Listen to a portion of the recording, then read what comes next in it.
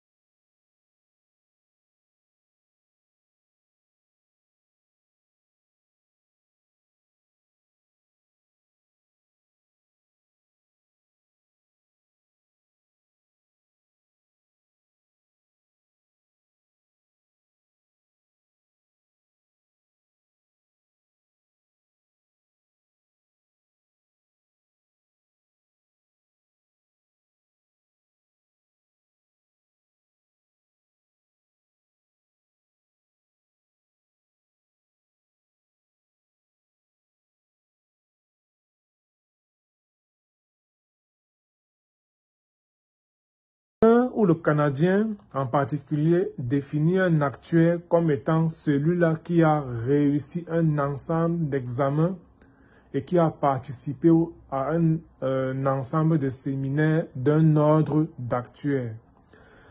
Au Canada, nous avons 3 ordres d'actuaires. La SOA, Society of Actuaries, qui gère les actuaires de l'assurance vie. La CAS, qui est la Casualty Actuaries Society, qui gère les actuaires de l'assurance non-vie, ou alors l'assurance dommage, ou encore l'assurance IARD, qui signifie incident, accident et risques divers. Ensuite, nous avons l'ICA, qui est l'Institut canadien des actuaires. Et c'est l'ICA qui est l'organisme canadien national qui régit la profession actuarielle précisément au Canada. Après avoir défini c'est quoi un actuaire et après avoir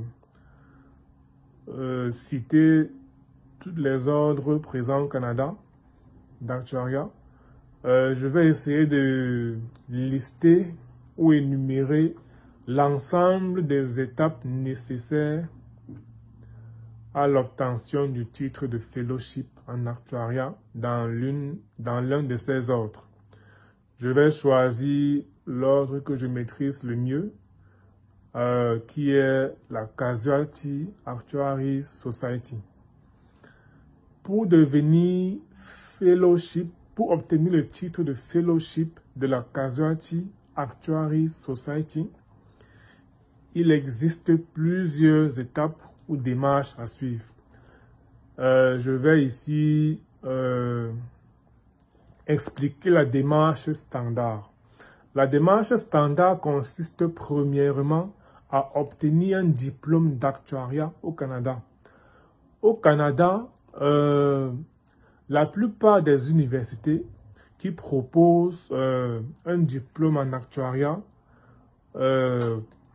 proposent généralement un diplôme de baccalauréat, maîtrise ou PhD en mathématiques, option actuariat.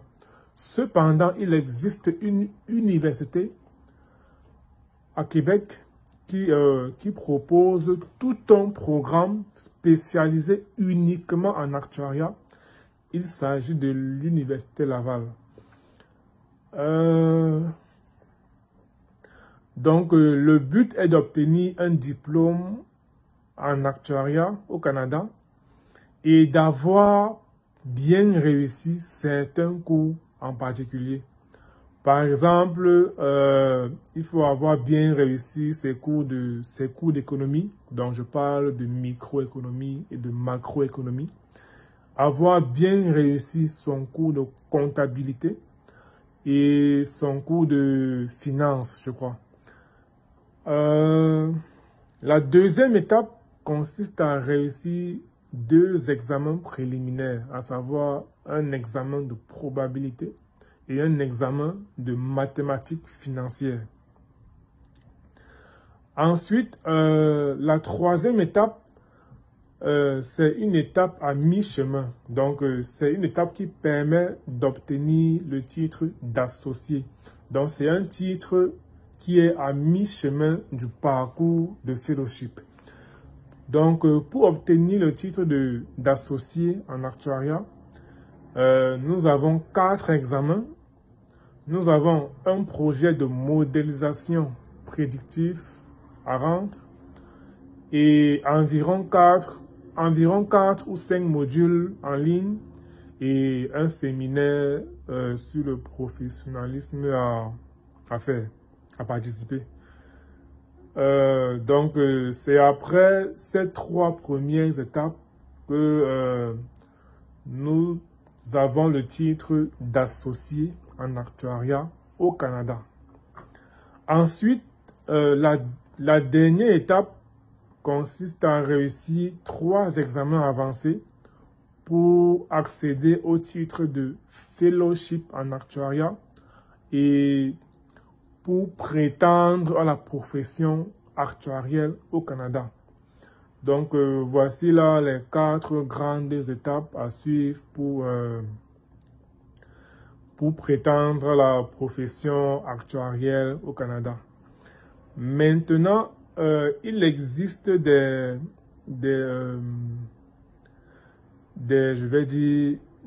démarches non standards. Par exemple, vous pouvez également détenir un diplôme non actuariel, c'est-à-dire dans un domaine autre que l'actuariat. Par exemple, détenir un baccalauréat ou une maîtrise ou un PhD je prends un exemple, en statistique et décider de cheminer pour réussir l'ensemble des examens qu'il faut pour le titre d'associé et de fellowship de l'un de ces 3 ordres d'actuaires.